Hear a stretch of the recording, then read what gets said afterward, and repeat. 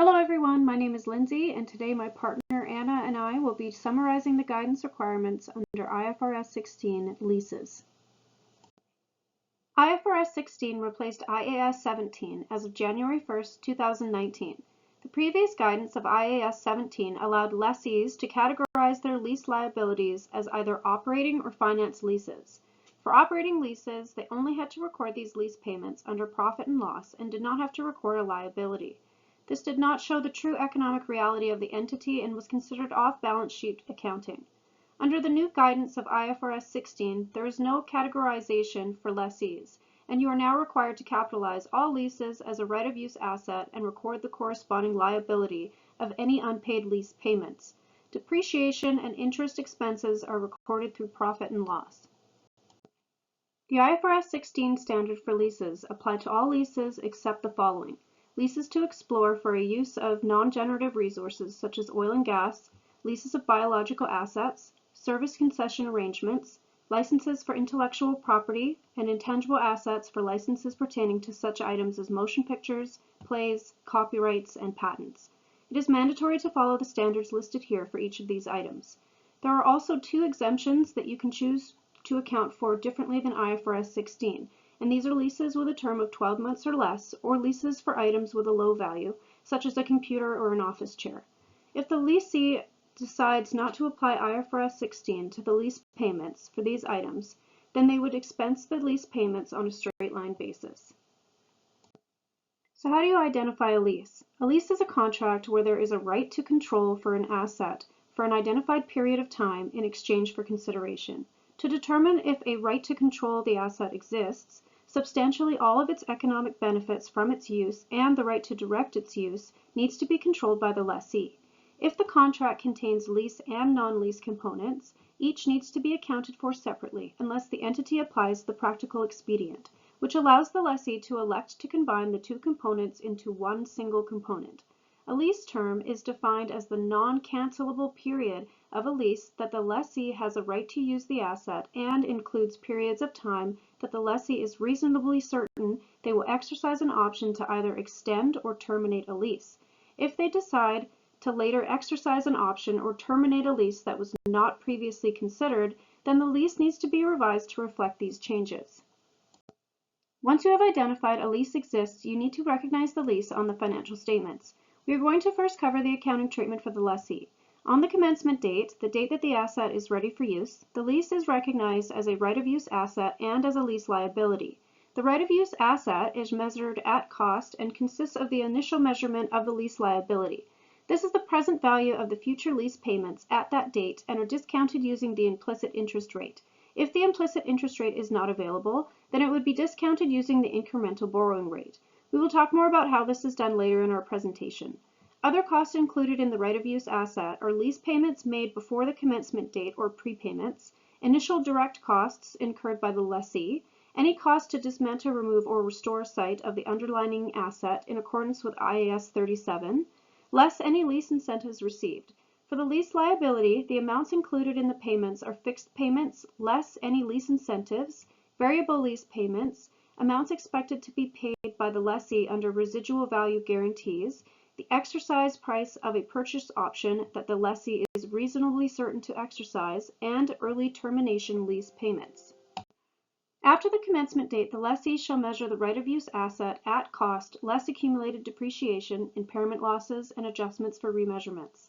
The depreciation measurements can be applied using the cost model under IAS 16, property, plant, and equipment, or other forms of measurement such as the fair value model for IAS 40 investment property, or the revaluation model under IAS 16 where applicable. This will depend on the nature of the asset being leased. If the lease transfers ownership at the end of the lease term, or if the lessee will exercise a purchase option, the lessee will depreciate the asset from the commencement date to the end of the asset's useful life.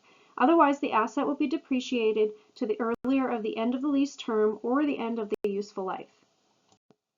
After the commencement date and at the end of each reporting period, the lease liability amount will increase to reflect the interest owing on the liability, as well as decrease to reflect the payments made. The aggregate will be the adjusted lease liability that will be used to calculate the next period's interest expense. The carrying amount will be remeasured if there are changes to the lease term, assessment of purchase options, changes in residual value guarantees, or changes in index rates used to determine payment amounts. A lessee must either present the right-of-use assets and lease liabilities separate from other assets and liabilities, or combine them and disclose in their notes which line item contains the right-of-use assets and lease liabilities. The lessee needs to disclose the following amounts for each reporting period: depreciation expense, interest expense, short-term lease expenses, low-value asset leases, variable lease payments not included in measurement of lease liabilities, income from subleasing, total cash outflows, additions to assets, gains and losses from sale and leaseback transactions, and carrying amounts of assets at the end of each period. We're going to now look at an example of how to account for a lease from the perspective of a lessee.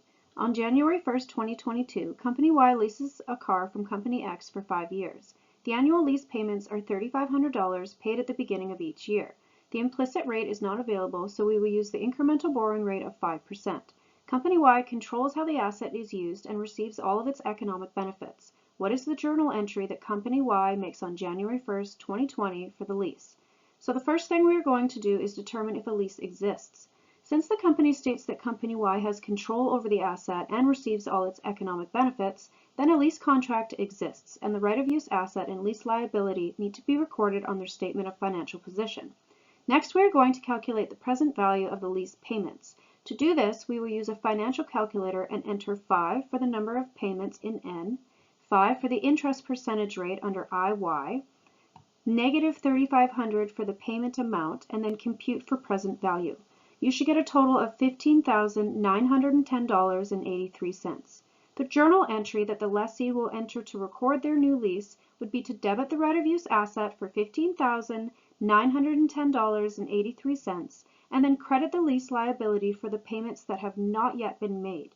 Since the payments were made at the beginning of each year, they've already paid $3,500 and credited this amount under cash, so the lease liability is the $15,910.83 less the $3,500, making this $12,401.83. The next part of the question is, what are the journal entries that Company Y makes on December 31st, 2020?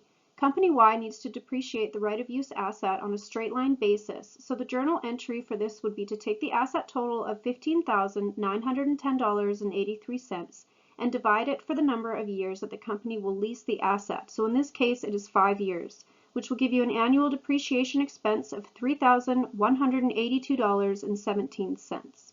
So you would debit the depreciation expense and then credit accumulated depreciation for this amount. Company Y also needs to calculate the annual interest rate of the lease liability using the incremental borrowing rate of 5%. So the first year's calculation would be to multiply the lease liability of $12,410.83 by 5%, giving us $620.54. We debit interest expense and credit interest payable for this amount. The annual interest rate is recalculated each year based off of the previous year's lease balance. The journal entries made on December 31st, 2020 are reflected here in the row for January 1st, 2021. You can see the interest payment of $620.54 being deducted from the annual lease payment of $3,500 to show what the reduction of the lease liability should be. We then subtract it from the lease liabilities balance of the previous year, giving us a new balance of $9,531.37. This is the amount used to calculate the interest rate for 2022. You continue this procedure until the end of the lease term. An example of a company that follows IFRS 16 standards is Air Canada. They are the largest airline in Canada and was founded in 1937. They are a publicly traded company listed on the Toronto Stock Exchange, and as you can see from page 28 of their 2022 annual report, prepare their financial statements in accordance with generally accepted accounting principles in Canada, which incorporates IFRS standards. Air Canada has grouped their right-of-use assets with property and equipment and their lease liabilities with current and long-term liabilities on their statement of financial position. According to the notes section in their 2022 annual report, property and equipment are recognized using the cost model. Other models, such as the fair value model, would not be appropriate for this asset class as it does not pertain to investment property. Their leases are recognized in accordance with IFRS 16 standards, and lease payments are allocated between liability and interest expenses. They currently have 71 right-of-use assets regarding aircraft leases. Regarding property leases, Air Canada has used the exemption of short-term leases with a termination period of 12 months or less and has not included these items in the balance sheet. This has allowed them to expense the lease payments for these assets through profit and loss instead of recording them as a right-of-use asset and lease liability. Hi, I'm Anne. So right now I'm going to talk a little bit about the classification of leases. So leases are categorized as either operating or finance leases by lessor. Finance leases involve the transfer of substantially all the risks and reward of ownership to the lessee. Operating leases, in contrast, do not transfer substantially all the risks and rewards of ownership. Classification is determined by the substance of the transaction rather than the contractual form. Next slide, I'm going to talk about the factors and indicators for lease classification. So factors of finance lease classification: transfer of ownership by the end of lease term, lessee's options to purchase at a price significantly lower than fair value, lease term covering the major part of the economic life of the asset, present value of lease payments equaling substantially all the asset's fair value, specialized nature of the assets, usable only by the lessee without major modifications. Indicators of finance leases. So leases bearing lesser losses from lease cancellation, leases accruing gains or losses from fair value fluctuations, lessee's ability to extend the lease at a substantially lower rent. There's other considerations.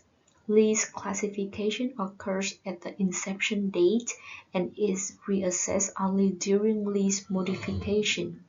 Changes in estimates or circumstances like economic life or lease default do not prompt a new lease classification for accounting purpose. Recognition and measurement of finance leases. At the commencement, a lessor recognizes assets under finance lease in the statement of financial position. These assets are presented as a receivable equal to the net investment in the lease. The interest rate implicit in the lease is used to measure the net investment. For subleases, the discount rate used for the head lease is applied to measure the net investment in the sublease. Initial direct costs, excluding those from manufacturer or dealer lessor, are included in the initial measurement, reducing income over the lease term. Lease payments included in the net investment comprise fixed payments, variable lease payments, residual value guarantees, purchase option exercise price, and lease termination penalties. Finance lease measurement. Manufacturer or dealer lessor recognize revenue as the fair value of underlying asset or the present value of lease payment, discounted at the market interest rate. Recognize the cost of sale as the cost of asset less the present value of the unguaranteed residual value. Recognize selling profits or loss at the commencement date, following IFRS 15. Subsequent measurement. Lessor recognize finance income over the lease term using a constant periodic rate of return on the net investment. Finance income is allocated systematically against the gross investment in the lease, reducing both principal and unearned finance income. The recognition and impairment requires in IFRS 9 apply to the net investment. I'm going to talk about lease modifications. Modifications increasing the scope are accounted for as a separate lease if consideration rises accordingly. If not treated as a separate lease, Modifications are handled based on whether the lease could be classified as an operating lease. If reclassified as an operating lease, it is accounted for as a new lease. Otherwise, IFRS 9 requirements are applied for non-separable lease modification. Recognition and measurement of operating leases. Lease payments from operating leases are recognized as income on a straight line or another systematic basis. Costs, including depreciation incurred in earning lease income, are recognized as expenses.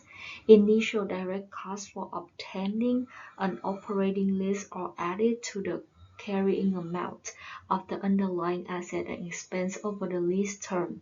Depreciation for depreciable underlying assets follow the lesser normal policy, calculated according to IAS 16 and IAS 38. Impairment of underlying assets subject to operating leases is determined using IAS 36. Manufacturer or dealer lessor do not recognize selling profit on entering into an operating lease. Modifications, presentation and disclosures. Operating lease modification treated as a new leases. Underlying assets in financial position based on asset nature. Disclosures provide user insights on lease effects. Quantitative data for finance leases, selling profits, finance income, income from variable lease payments. Operating leases disclose lease income separate variable payments. Now I have an example. The scenario is about a company L leases a specialized manufacturing machine under a finance lease from company K. The lease term is 5 years with fixed monthly payment of $10,000. The machine's fair value is $400,000 and the implicit interest rate in the lease is 8%. Company L is responsible for maintenance, insurance, and any taxes associated with the machine.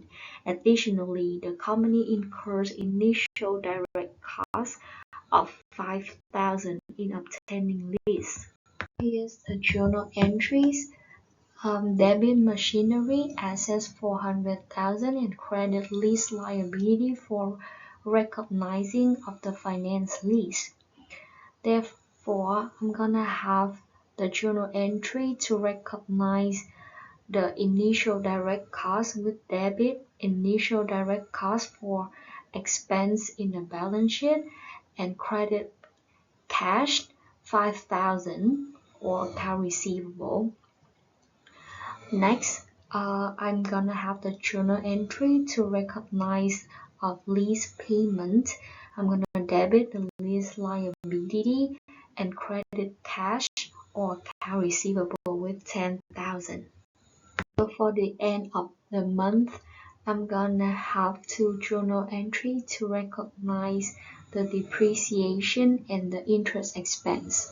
For the depreciation of the lease asset, I'm gonna debit depreciation expense and credit accumulated depreciation with $80,000.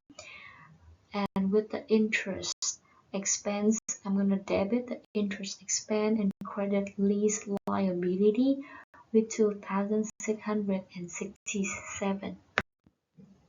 So this slide I have one example about the lessor. So Charles Aviation is a prominent lessor of regional aircraft, offering a comprehensive range of services throughout an aircraft life cycle. This includes acquisition and leasing, refurbishment, engineering, contract flying, maintenance, disassembly, and parts sales. Charles Aviation is a global aviation solution provider and asset manager with a focus on regional aviation.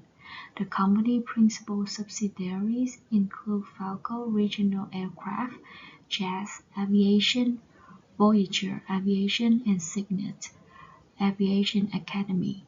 Charles Aviation, Class A variable voting shares and Class B voting shares are traded on the Toronto Stock Exchange under the symbol CHR.